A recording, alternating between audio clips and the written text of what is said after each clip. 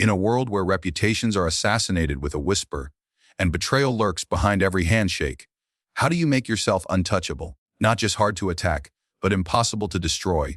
This is the art of survival in its purest, most dangerous form. Power does not begin with force. It begins with belief. The belief that you are unshakable, that you are destined to rise, that your place is above others not by accident, but by design. Those who understand this do not waste their time scrambling for weapons or pleading for allies. They craft an image so imposing, so immovable, that others assume resistance is useless before even lifting a finger. Power is not seized, it is assumed, and others will hand it to you if they believe you already possess it. The world does not see truth. It sees symbols, shapes, silhouettes, masks. If the mask you wear is made of stone, the world will treat you like a monument. But if you appear uncertain, fragile, ordinary, then even the fool will challenge you. To become untouchable, you must present a face that invites awe and discourages doubt. Every movement, every glance, every silence must be curated. Never confuse authenticity with effectiveness. Sincerity is a luxury. Power demands performance. Start with your presence. The way you enter a room must shift the energy inside it. Speak less than others, but ensure that when you speak, silence falls. Look people in the eye long enough to unsettle them, but never long enough to appear needy. Let them wonder what you are thinking. Let them fear they have already disappointed you. Let mystery be your first layer of armor. Never show too much. Let others reveal themselves to you while you remain veiled. The more they guess, the more power you have. Guard your narrative with obsession. You are not allowed to be average.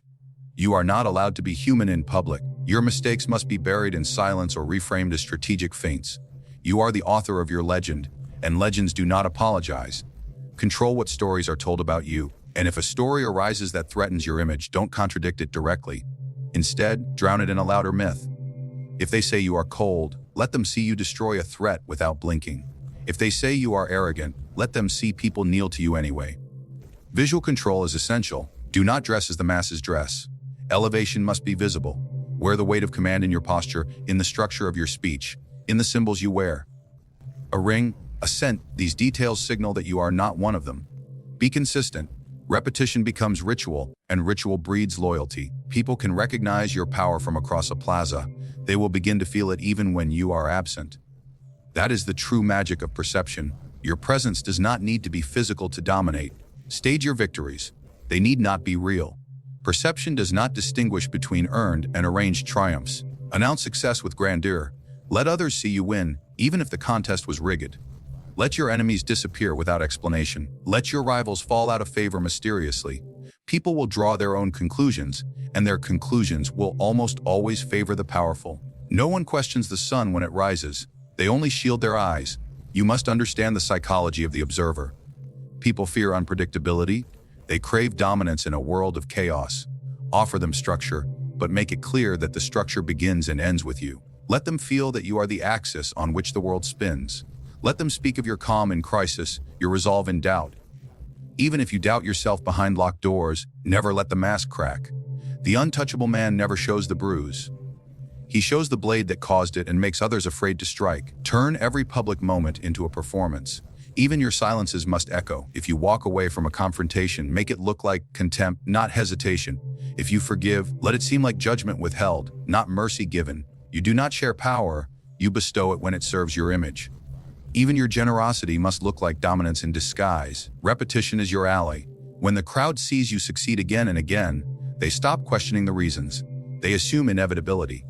That is the essence of perceived power. It erases the idea of resistance before resistance forms. When your actions and your presence reinforce the idea that you cannot be defeated, people will stop looking for proof and start protecting the myth themselves.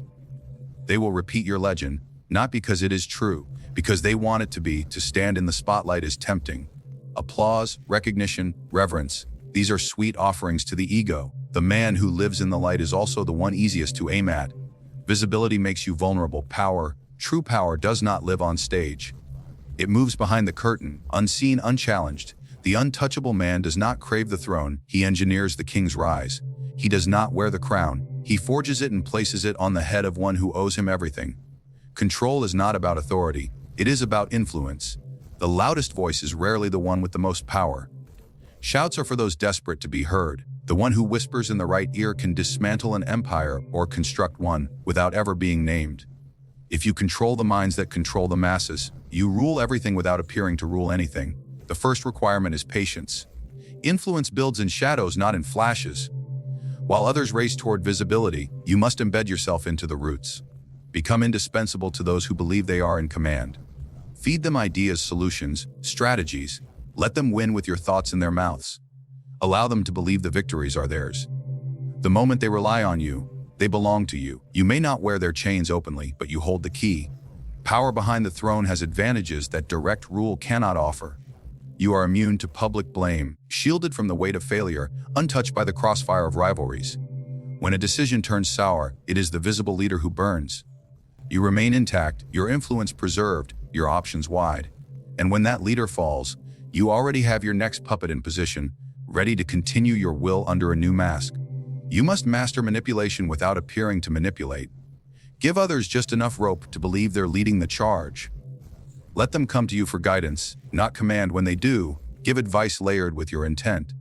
Influence their choices without naming your goals. Make them feel like they are discovering brilliance when they are simply retrieving the thoughts you placed in them days before. The most effective control is the one that feels like freedom to the one being controlled. This requires an understanding of human desire. Every figure in power has weaknesses: ambition, fear, vanity, insecurity. Discover these, exploit them gently, and reinforce them. Feed ambition with small victories, fuel fear with quiet warnings, inflate vanity with subtle praise. Make your targets addicted to your approval, to your insight, to your presence. They will consult you for everything, and in doing so, surrender everything. Keep your counsel limited. Too much access dulls your edge. Speak in measured doses, appear only when necessary. Your absence must be felt as a lack of direction.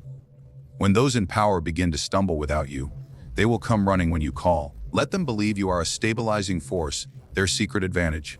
The fear of losing your insight becomes greater than any threat posed by external rivals. Create conflicts that only you can resolve.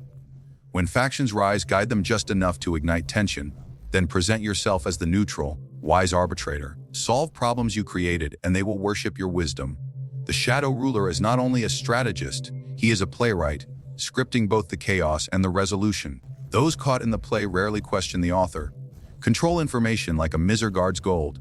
Secrets are weapons, and you should carry them like daggers concealed in velvet. Learn what others fear, what they hide, what they desire. Store it quietly. Do not use it immediately. Threat of revelation is more powerful than the act. Let them know, subtly, that you know. Their loyalty will become involuntary. While others measure their worth by applause, measure yours by obedience. Not overt submission, but unconscious compliance. When your ideas become policy without debate, when your silence shifts the mood in a room, your absence halts momentum, you are no longer a player. You are the board. The untouchable man doesn't fight for the spotlight. He builds the stage, casts the roles, and lets others beg for the chance to perform under his unseen direction. Every move, every decision, every downfall and ascent becomes his silent victory, while his enemies stare at the surface, never knowing who really holds the strings. To be feared is not the same as to be hated. Weak men confuse the two. They think that cruelty and recklessness will make others tremble, but what they achieve is resentment, and resentment invites revenge. True fear, the kind that protects, that insulates, that elevates, is precise, restrained, and deliberate. It is not loud, it does not boast. It radiates from stillness, from the knowledge that if provoked, you will strike without warning and without mercy. It does not announce itself, it is understood. The untouchable man does not seek to be liked. Approval is brittle. It is given freely and withdrawn just as easily, and those who chase it become slaves to the crowd. Respect is stronger, but even respect can decay in times of chaos. But fear, real, well-earned fear, endures. It whispers into the ears of rivals when they contemplate betrayal. It stiffens the backs of allies who consider disobedience. It is the silent guard that watches your back long after you've left the room. Fear must be cultivated with discipline.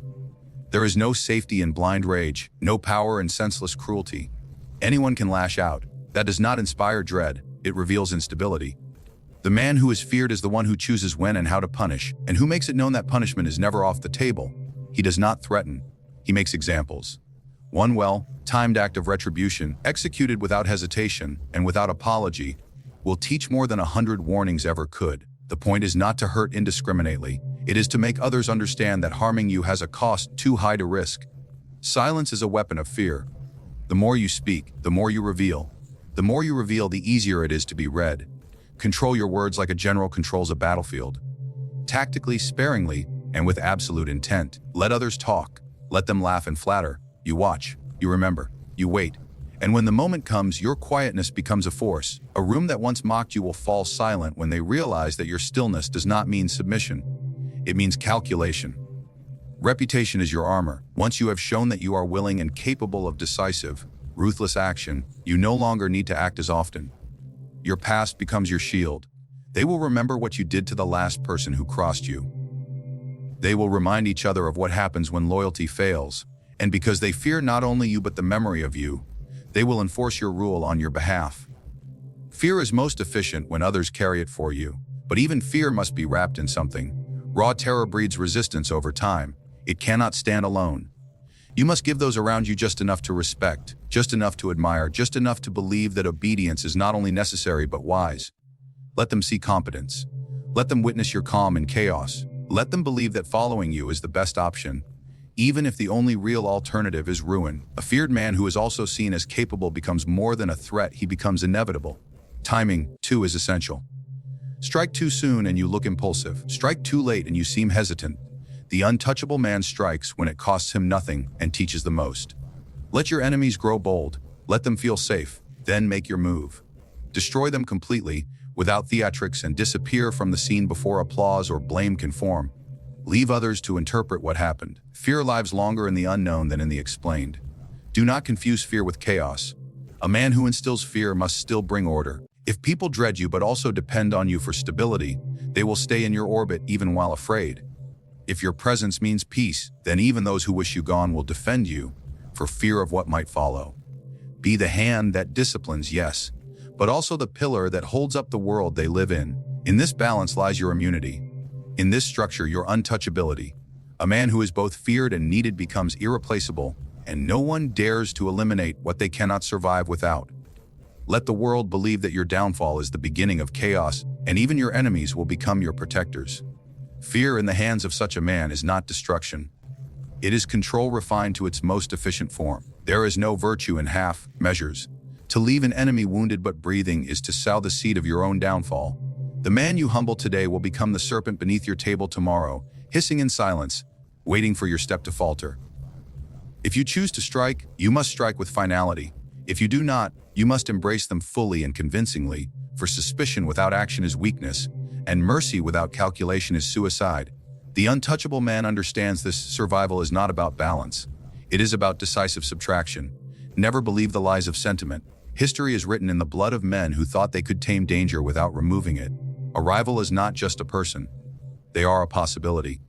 As long as they exist, so does the idea that you can be challenged. It is not always about personal animosity. Even a rival with respect in his eyes carries the risk of turning respect into ambition. One victory over him is not enough. One humiliation will not suffice. You must erase his credibility, dismantle his alliances, and if necessary, remove his presence altogether. When you act, do not allow time to stretch the moment. Speed is the ally of certainty. The longer a threat lives, the more unpredictable it becomes. Delays invite variables. People change, allegiances shift, moods soften. A clean and immediate end sends a message that echoes louder than any speech. Betrayal is not an experiment that anyone survives. And when others witness this principle upheld without hesitation, they begin to measure their every move through the lens of consequence. But there is an art to this destruction. Brutality must be balanced by necessity. An untouchable man does not destroy for sport. He destroys with purpose, and he lets it be known that every punishment served was earned in silence long before it was delivered. Make no declarations. Let your enemies fall quietly, without spectacle, without warning. A disappearance is more terrifying than a public execution. It leaves the question open, and uncertainty breeds caution in all who remain. Sometimes the threat does not wear the uniform of a direct enemy. Sometimes it wears a smile. It congratulates you in front of others. It sings your praises, but it undermines you in whispers, in questions, in the sowing of doubt. This kind of enemy is harder to target, and therefore more dangerous. But they, too, must be eliminated when revealed. Not with rage or open hostility. These people require precision. Let their words collapse under contradiction. Let them be discredited by their own inconsistencies. Let their influence decay until those who once listened now turn away.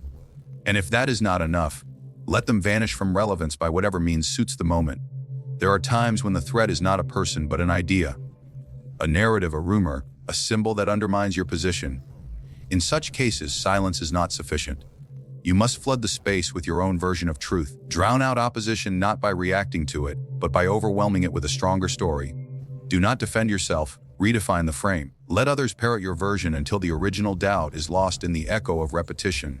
An idea is harder to kill than a man, but not impossible. You do not erase it, you replace it.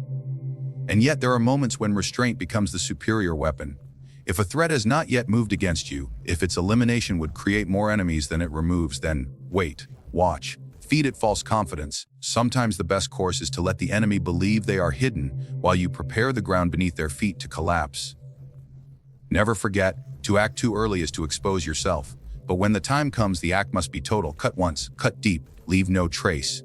Your safety is not ensured by diplomacy. Treaties are parchment, men burn them when it suits them.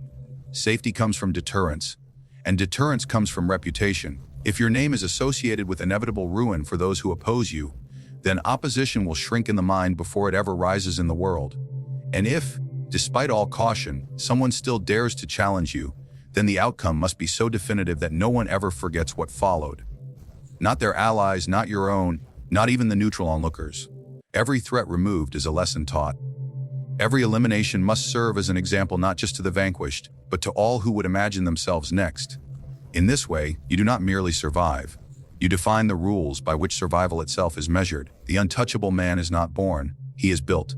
Forged in the furnace of discipline, cloaked in perception, seated behind the veil of influence, and sharpened by the cold clarity of consequence. He does not beg for trust, nor chase admiration. He moves with intent, speaks with silence, and strikes with finality. His legend is not crafted by fate. It is engineered with precision. To walk this path is not to live softly. It is to accept that peace is often an illusion, that loyalty is rented, and that every relationship is a negotiation of power. But for those who dare to wield this understanding, the world bends. Opponents hesitate. Rivals vanish. This is not a life for the faint-hearted. It is a code for those who refuse to be prey in a world ruled by quiet predators. You do not become untouchable by playing fair. You become untouchable by mastering the game, controlling perception, moving through shadows, wielding fear, and erasing threats so completely that history forgets they ever existed.